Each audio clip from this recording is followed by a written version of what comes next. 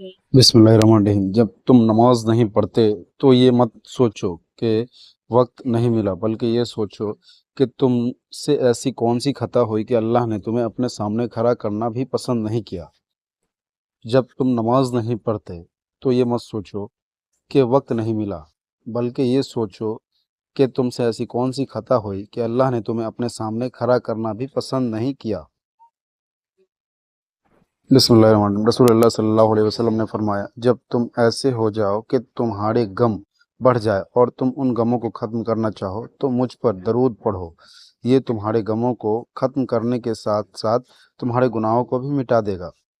اور آپ صلی اللہ علیہ وسلم نے یہ بھی فرمایا، جس نے میری ایک حدیث سنی اور دوسروں تک پہنچائے، قیامت کے روز اس کے لیے میری شفاعت واجب ہوگی۔ رسول اللہ صلی اللہ علیہ وسلم نے فرمایا، جب تم ایسے ہو جاؤ کہ تمہارے غم بڑھ جائیں اور تم ان غموں کو ختم کرنا چاہو تو مجھ پر درود پڑھو، یہ تمہارے غموں کو ختم کرنے کے ساتھ ساتھ تمہارے گناہوں کو بھی مٹا دے گا۔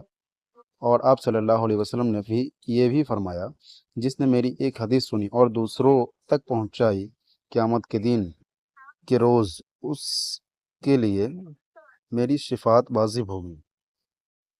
بسم اللہ الرحمن الرحیم۔ گالی دینا حرام ہے۔ حضرت رسول خدا صلی اللہ علیہ وسلم نے فرمایا، جو دنیا میں مزے سے بد کلامی کرتا ہوگا اور گالیاں دیتا ہوگا، جہنم میں اسے منہ سے پیٹ اور خون بہتا رہے گا۔ امیر المومنین امام علی صلی اللہ علیہ وسلم رضی اللہ عنہ نے فرمایا، اگر ایک آدمی دوسرے آدمی کو فاسق، خبیث، کافر، منافق یا گدھا کہے تو اسے 39 کوڑے مارے جانے چاہیے۔ گالی دینا حرام ہے۔ حضرت رسول خدا صلی اللہ علیہ وسلم نے فرمایا، جو دنیا میں مزے سے بد کلامی کرتا ہوگا اور گالیاں دیا کرتا ہوگا، جہنم میں اس کے منہ سے پیٹ اور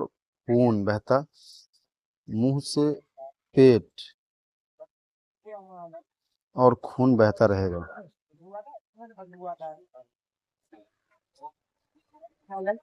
اگر آدمی دوسرے آدمی کو فاسق، خبیث، کافر، منافق یا گدھا کہے تو اسے 39 کوڑے مارے جانے چاہیے۔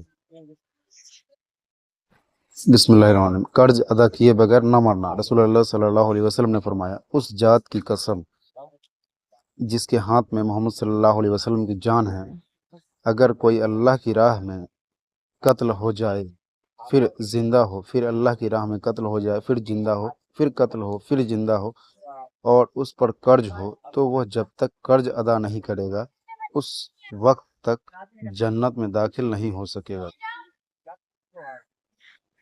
قرض ادا کیے بغیر نہ مرنا۔ رسول اللہ صلی اللہ علیہ وسلم نے فرمایا، اس ذات کی قسم جس کے ہاتھ میں محمد صلی اللہ علیہ وسلم کی جان ہے، اگر کوئی اللہ کی راہ میں قتل ہو جائے پھر زندہ ہو، پھر اللہ کی راہ میں قتل ہو جائے پھر زندہ ہو، پھر قتل ہو پھر زندہ ہو، اور اس پر قرض ہو، تو وہ جب تک قرض ادا نہیں کرے گا